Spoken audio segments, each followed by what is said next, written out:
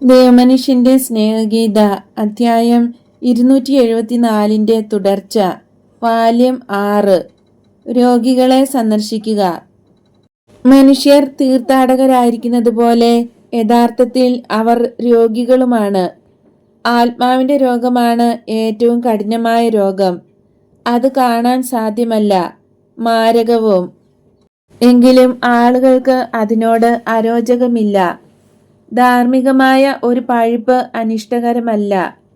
തിന്മയുടെ ദുർഗന്ധ നിമിത്തം ഒരു ഓക്കാനവുമില്ല. പൈശാചികമായ ബഹളം ഭയപ്പെടുത്തുന്നുമില്ല. ആത്മീയമായ കുഷ്ഠനിമിത്തം ശരീരം അഴുകിപ്പോകുന്നത് ഒരുത്തർക്കും അസുഖമുണ്ടാക്കുന്നില്ല. ചീഞ്ഞഴിയൽ നിറഞ്ഞിരിക്കുന്ന ആത്മാവ് ആരെയും ഓടിച്ചു കളയുന്നില്ല. ഇപ്രകാരമുള്ള അശുദ്ധിയെ സമീപിക്കുന്നവരെ ആരും ഭ്രഷ്ടാക്കുന്നില്ല. മനുഷ്യന്റെ ചിന്ത എന്ത് താഴ്ന്നതും ഇടുങ്ങിയതുമാണ്. എന്നാൽ എന്നോട് പറയൂ, ഏതിനാണ് കൂടുതൽ വിലയുള്ളത്, അരൂപിക്കോ രക്തത്തിനും മാംസത്തിനുമോ? പദാർത്ഥപരം അല്ലാത്തതിൻ്റെ അടുത്ത് പദാർത്ഥപരമായവ ഉണ്ടായിരുന്നാൽ അതിന് മാലിന്യം ഉണ്ടാകുമോ? ഇല്ല, അങ്ങനെ ഉണ്ടാകുകയില്ല എന്ന് ഞാൻ പറയുന്നു. മാംസരക്തങ്ങളോട് തുലനം ചെയ്താൽ അരൂപിയുടെ വില അപരിമിതമാണ്. എന്നാൽ മാംസം അരൂപിയേക്കാൾ ശക്തിയുള്ളതല്ല. അരൂപി ആത്മീയമായ കാര്യങ്ങളാൽ ദുഷിപ്പിക്കപ്പെടുന്നു, പദാർത്ഥങ്ങൾ നിമിത്തം ദുഷിക്കുന്നില്ല. ഒരാൾ ഒരു കുഷ്ഠരോഗിയെ പരിചരിച്ചാൽ കുഷ്ഠം അയാളുടെ അരൂപിയേക്കാൾ ശക്തിയുള്ളതല്ല. അരൂപി ആത്മീയ കാര്യങ്ങളാൽ ദുഷിക്കപ്പെടുന്നു, പദാർത്ഥങ്ങൾ നിമിത്തം ദുഷിക്കുന്നില്ല. ഒരാൾ ഒരു കുഷ്ഠരോഗിയെ പരിചരിച്ചാൽ കുഷ്ഠം അയാളുടെ അരൂപിയേക്കാൾ ശക്തിയുള്ളതല്ല. അരൂപി ആത്മീയ കാര്യങ്ങളാൽ ദുഷിക്കപ്പെടുന്നു, പദാർത്ഥങ്ങൾ നിമിത്തം ദുഷിക്കുന്നില്ല. ഒരാൾ ഒരു കുഷ്ഠരോഗിയെ പരിചരിച്ചാൽ കുഷ്ഠം അയാളുടെ അരൂപിയെ കുഷ്ഠമുള്ളതാക്കുന്നില്ല. നേരെ മറിച്ച് സഹോദരനോടുള്ള സഹതാപം നിമിത്തം മരണത്തിന്റെ താഴ്വരയിലേക്ക് സ്വയം പ്രവേശിച്ച വീരോചിതമായ ഉപവി നിമിത്തം പാപത്തിന്റെ എല്ലാ കറകളും അയാളിൽ നിന്ന് മായ്ക്കപ്പെടും. കാരണം ഉപവി പാപങ്ങളിൽ നിന്നുള്ള മോചനവും ആദ്യത്തെ ശുദ്ധീകരണവുമാണ്. എപ്പോഴും ഈ തത്വം ഓർത്തുകൊള്ളണം. ഞാൻ അവനെ പോലെ ആയിരുന്നാൽ എന്നോട് മറ്റുള്ളവർ എങ്ങനെ വർത്തിക്കണമെന്നായിരിക്കും ഞാൻ ആഗ്രഹിക്കുക എന്ന്. അനന്തരം അതുപോലെ ചെയ്യുക. മറ്റുള്ളവർ നിന്നോട് എങ്ങനെ വർത്തിക്കണമെന്ന് നീ ആഗ്രഹിക്കുന്നോ അതുപോലെ അയാളോട് ചെയ്യണം. ഇസ്രായേലിന് ഇപ്പോഴും അതിൻ്റെ പുരാതന നിയമങ്ങളുണ്ട്. എന്നാൽ ഒരു ദിവസം വരും, അതിൻ്റെ ഉദയം അത്ര ദൂരെയല്ല. അന്ന് മനുഷ്യർ പരമസൗന്ദര്യത്തിൻ്റെ പ്രതീകമായി ഒരു പ്രതിബിംബത്തെ ആരാധിക്കും. ഏശയ്യായുടെ പുസ്തകത്തിൽ പറഞ്ഞിരിക്കുന്ന സങ്കടങ്ങളുടെ മനുഷ്യന്റെ പദാർത്ഥപരമായ ആവർത്തനമായിരിക്കും അത്. ദാവീദിന്റെ സങ്കീർത്തനത്തിൽ പറയുന്ന പീഡിതമായ ബലിമൃഗം, അവൻ മനുഷ്യന്റെ രക്ഷകനായി തീർന്നവനാണ്. കാരണം അവൻ അവനെ തന്നെ കുഷ്ഠരോഗിക്ക് സമനാക്കി. ദാഹം കൊണ്ട് വലയുന്ന എല്ലാവരും അവന്റെ മുറിവുകളിലേക്ക് ഓടിയടുക്കും. അരുവികളിലേക്ക് ഓടിയടുക്കുന്ന മാനിനെ പോലെ അവർ എത്തും. അവൻ അവരുടെ ദാഹം ശമിപ്പിക്കും, അവരെ സുഖപ്പെടുത്തും, ആശ്വസിപ്പിക്കും, നവജീവൻ നൽകും. അവരുടെ ആത്മാക്കൾക്കും ശരീരത്തിനും ആശ്വാസമരുളും. ഏറ്റവും നന്നായി വിശ്വസിക്കുന്നവർ അവനെപ്പോലെ ആകുവാൻ ആഗ്രഹിക്കും. മുറിവുകളാൽ മൂടപ്പെടാനും രക്തം ചിന്താനും അടിക്കപ്പെട്ട് മുൾമുടി ശിരസിൽ വയ്ക്കപ്പെടാനും ക്രൂശിക്കപ്പെടാനും ഇങ്ങനെ ആത്മാക്കൾ രക്ഷിക്കപ്പെടുന്നതിനും രാജാക്കളുടെ രാജാവും ലോകത്തിന്റെ രക്ഷകനുമായ അവന്റെ ദൗത്യം അങ്ങനെ തുടർന്ന് നിർവഹിക്കുവാനും അവർ ആഗ്രഹിക്കും.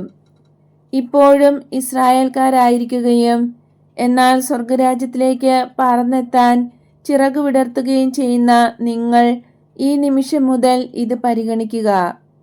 രോഗത്തെക്കുറിച്ചുള്ള ഈ പുതിയ വീക്ഷണവും വിലയിരുത്തലും നിങ്ങളെ ആരോഗ്യത്തിൽ പരിപാലിക്കുന്നതിന് ദൈവത്തെ സ്തുതിക്കുന്നതിനോടൊപ്പം വേദനിക്കുകയും മരിക്കുകയും ചെയ്യുന്നവരുടെ അടുത്തേക്ക് കുനിയുക.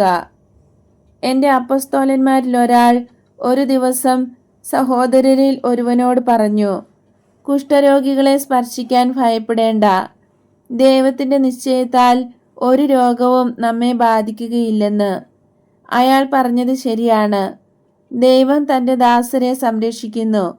എന്നാൽ രോഗികൾക്ക് പരിചരണം ചെയ്യുന്നത് വഴി നിങ്ങൾ രോഗികളായാൽ തന്നെ അടുത്ത ജീവിതത്തിൽ സ്നേഹത്തിൻ്റെ രക്തസാക്ഷികളുടെ ഗണത്തിൽ നിങ്ങൾക്ക് സ്ഥാനം ലഭിക്കും. കാരാഗൃഹത്തിലുള്ളവരെ സന്ദർശിക്കുക. കുറ്റപ്പുള്ളികൾ കപ്പലിൽ മാത്രമേയുള്ളൂ എന്നാണോ നിങ്ങൾ വിചാരിക്കുന്നത്? മാനുഷിക നീതിയുടെ ഒരു കണ്ണ് അന്ധമാണ്, മറ്റേതിനും കാഴ്ച കുറവുണ്ട്. അതിനാൽ ഒട്ടകം മേഘമാണെന്നും പാമ്പ് പൂക്കുലയാണെന്നും കരുതും. അത് തെറ്റായി വിധിക്കുന്നു. അതിൻ്റെ മേൽ അധികാരം നടത്തുന്നവരുടെ പ്രവർത്തനം മൂലമാണ് അധികം തെറ്റും വരുന്നത്.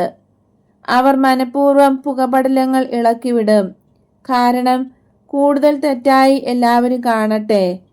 തടവുകാർ എല്ലാവരും തന്നെ കവർച്ചക്കാരും കൊലപാതകികളും ആണെങ്കിൽ തന്നെ നമ്മുടെ നിന്ന വഴിയായി പാപപൂർത്തിക്കായുള്ള പ്രത്യാശ നമ്മൾ നശിപ്പിച്ചാൽ അതുവഴി നമ്മൾ തന്നെ കവർച്ചക്കാരും കൊലപാതകികളും ആകുന്നത് തെറ്റാണ്.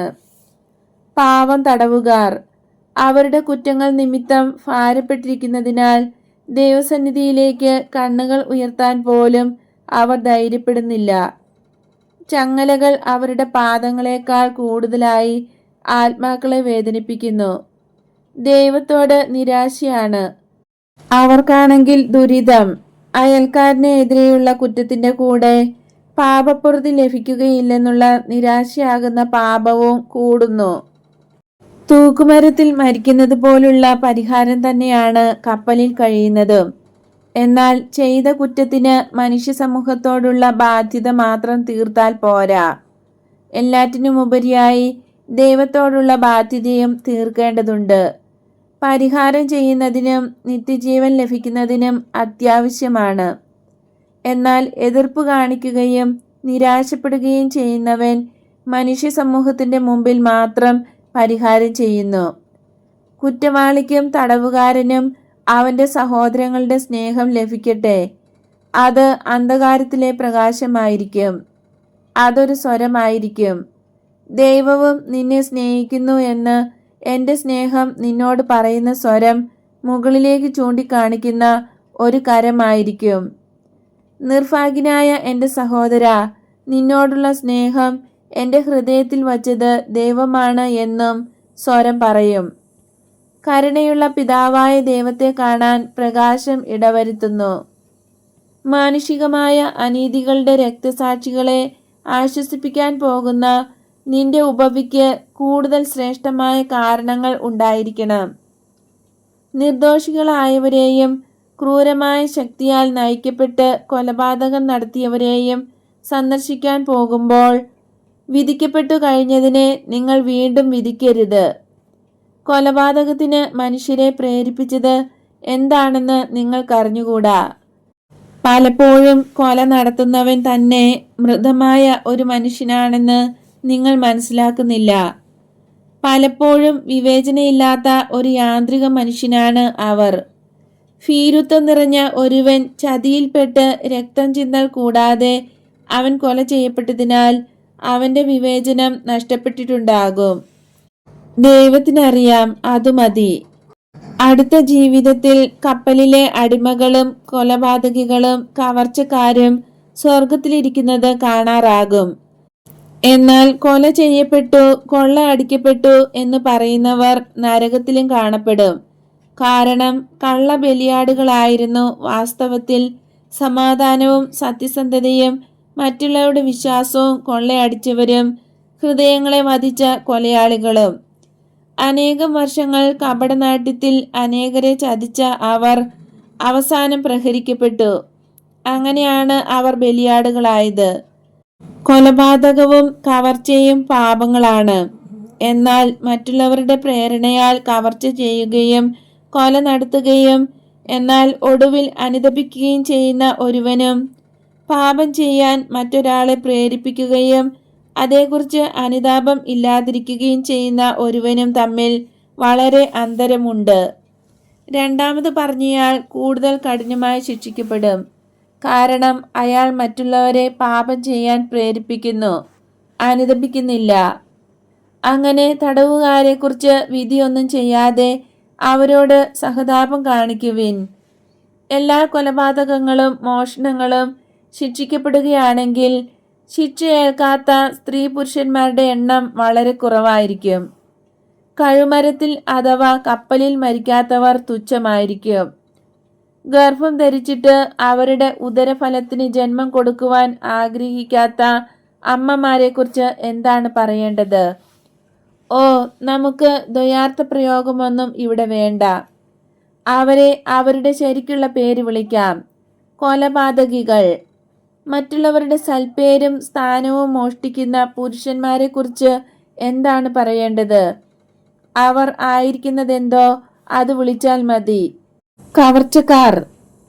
വ്യഭിചാരം ചെയ്യുന്ന സ്ത്രീകളുടെയും പുരുഷന്മാരുടെയും പേരെന്താണ്? മറ്റുള്ളവരെ കൊല്ലാൻ അഥവാ ആത്മഹത്യ ചെയ്യാൻ പ്രേരിപ്പിക്കത്തക്ക വിധത്തിൽ ബന്ധുക്കളെ പീഡിപ്പിക്കുന്നവരെ, അല്ലെങ്കിൽ തങ്ങളുടെ കീഴിലുള്ളവരെ നിരാശയിലേക്കും അങ്ങനെ അക്രമത്തിലേക്കും തള്ളിവിടുന്ന ലോകത്തിലെ ശക്തന്മാരെ എന്തു പേരാണ് വിളിക്കുന്നത്? കൊലയാളികൾ.